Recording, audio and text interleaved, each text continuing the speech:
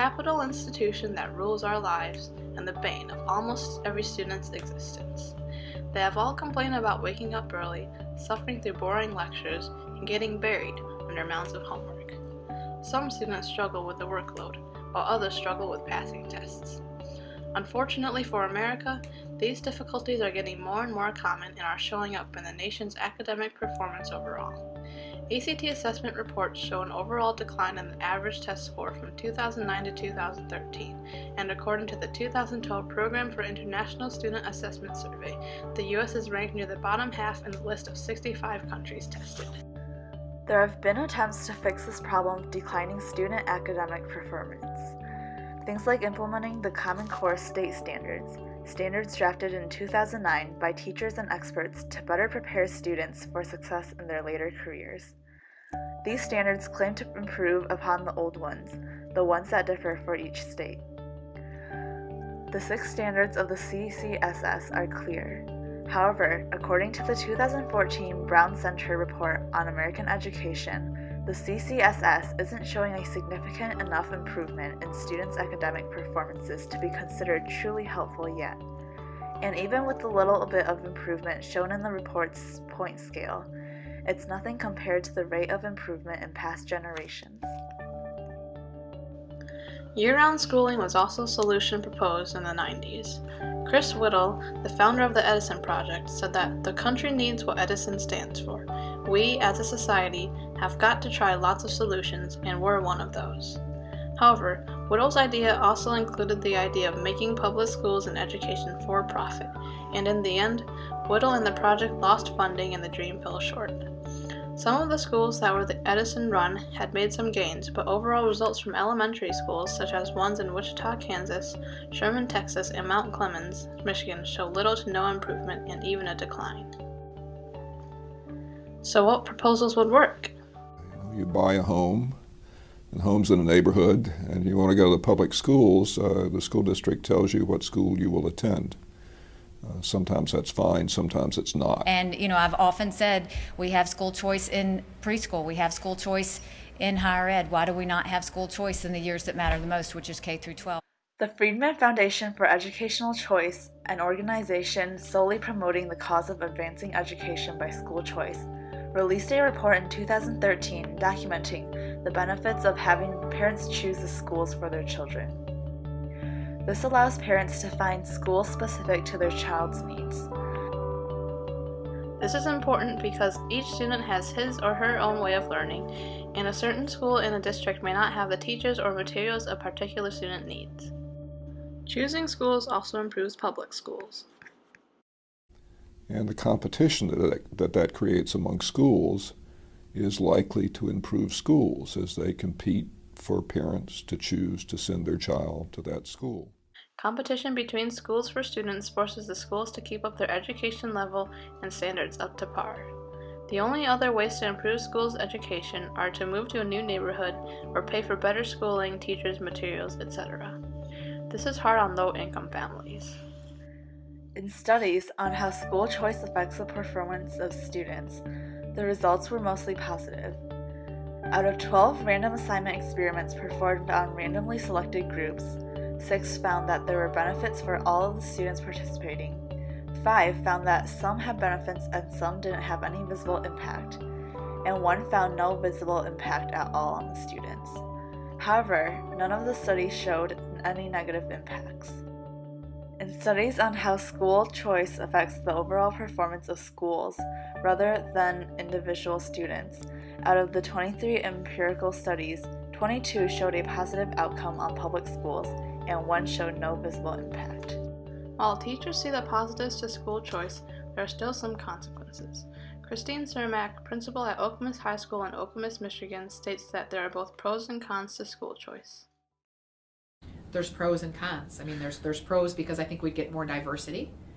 I think the con would be you might not have as many students like that have gone through the Okemos system and are accustomed to the programming, I think, that we offer in that rigor that sometimes we're able to offer that not other districts can do. So then you'd look at, okay, how do we pull up those gaps? And then you'd also look at just kind of the mix of students and kind of your clientele would change. So I think there's pros and cons to both. Choosing schools isn't the only possible solution to the educational problem. Every proposal so far, be it choosing schools, increasing classroom time, or implementing new standards, won't work if the quality of teaching and learning in the classroom isn't adequate.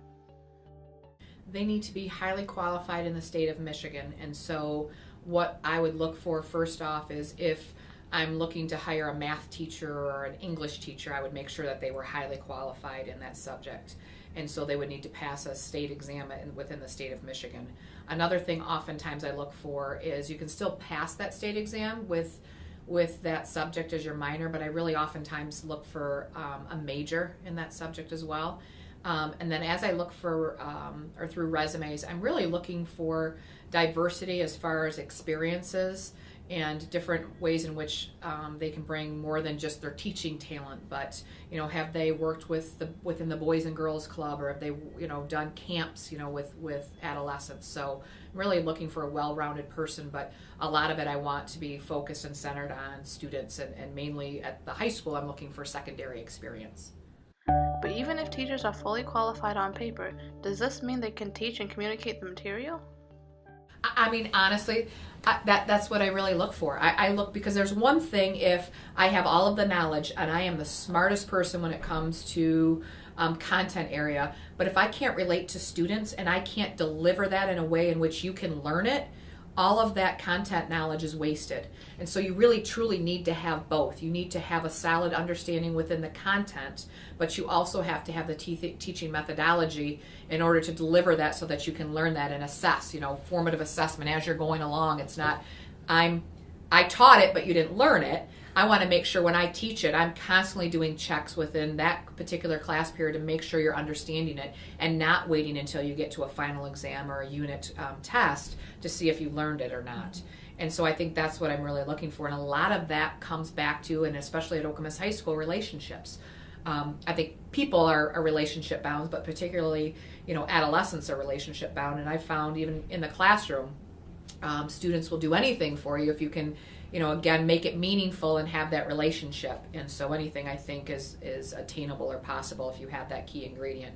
But if you have that key ingredient and you don't have anything to teach them, then you also have a gap or a hole. That's why I think it's so important. And I wasn't kidding when I say we deserve both, and we go after both. We want A+ people and A+ teachers, and I think that's what we have at Okemos High School, because we do have high standards for both. According to the National Council on Teacher Quality, a large number of elementary school teachers aren't receiving substantial training and materials to increase the academic performances of their students. Of all the classroom management training programs, only 23% provide thorough training. One way to improve teacher quality is to focus on professional development days and teacher evaluations.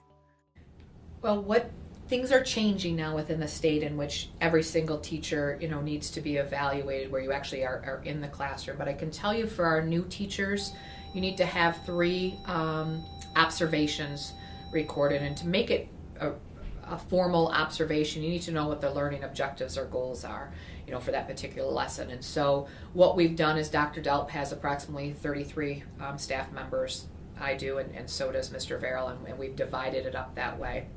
And so what we're doing right now is doing those formal observations for our non-tenured teachers, which is defined by the state within the first 4 to 5 years of their entrance into the profession.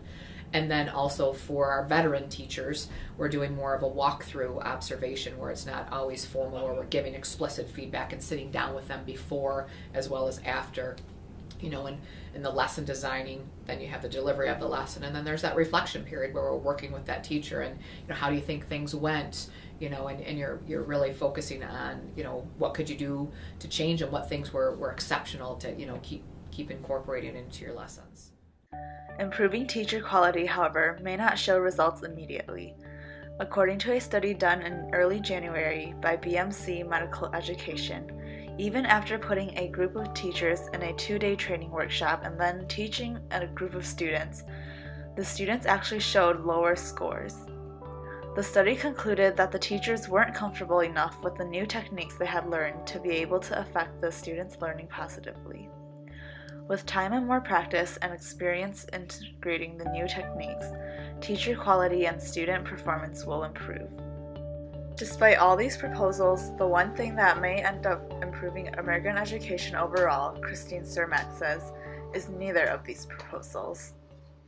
If I could have one gift that I could say that would improve the system, it would be time. Because I know we have the people, but it's just finding time for us to collaborate and really learn from one another.